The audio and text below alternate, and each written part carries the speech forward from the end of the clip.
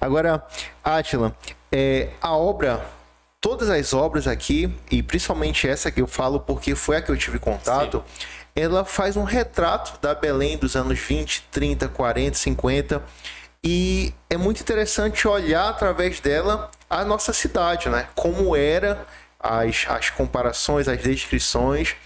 Tu considera Belém uma das cidades mais assombradas do Brasil?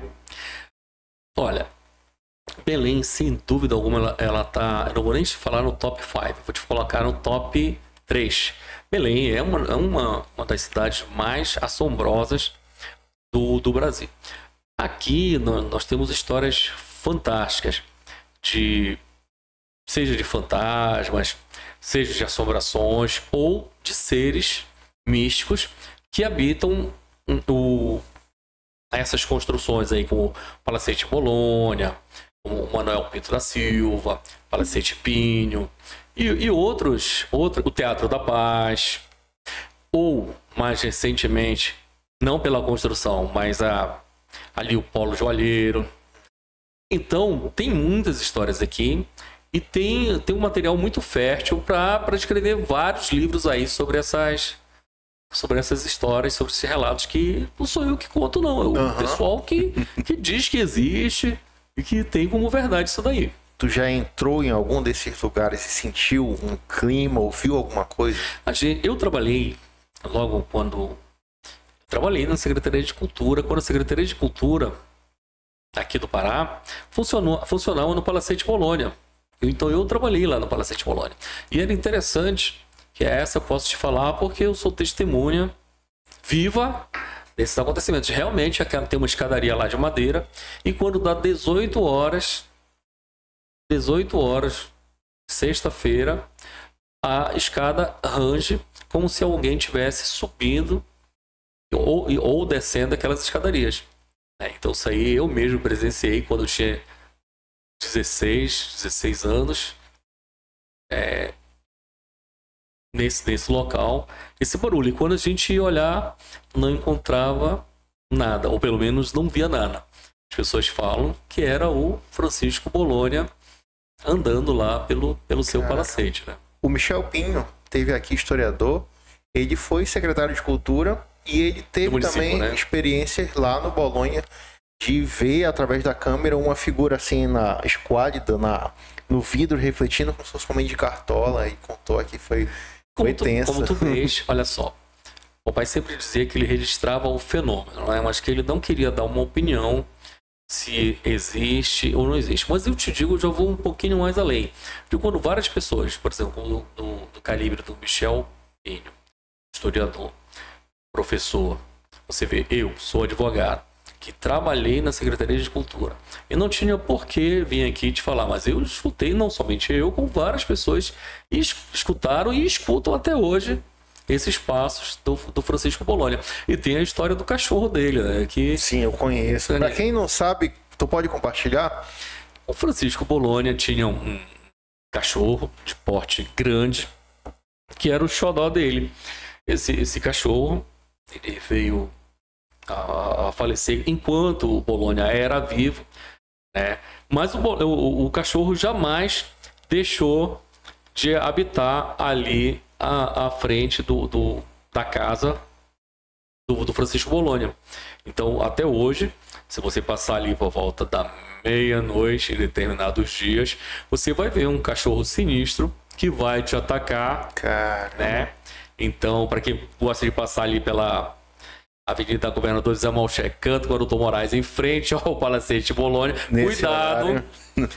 cuidado que você pode, se você ver um cachorro gigantesco, meio assustador, e ele for, não se preocupe, ele está apenas protegendo o Palacete Bolonha. Tem um relato de alguns assaltantes que, tu soube dessa história, apareceram lá estraçalhados nessa região. Aí contam que teria sido o cachorro do Bolonha que pegou eles, que eles queriam entrar no palacete. Tem muitos... Dessa de serem estraçalhados, eu não tinha ouvido falar. Eu já tinha ouvido falar que eles alguns foram afugentados, né? Foram afugentados. Até porque ali começa com o palacete, depois tem a vila de casas que compunham a Vila Bolonha, né? Então, Já ouvi vários relatos desse sentido. E você vê, então, que, quer dizer, que é incrível, né?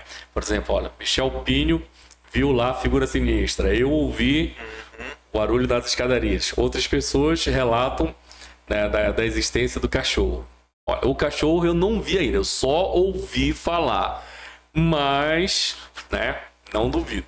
E teve ainda uma outra que ele compartilhou, e essa ele ficou mais assustado, que ele ia fazer uma captação de áudio para alguma entrevista no Bolonha, e aí num momento de pausa assim teve uma voz assim de fundo.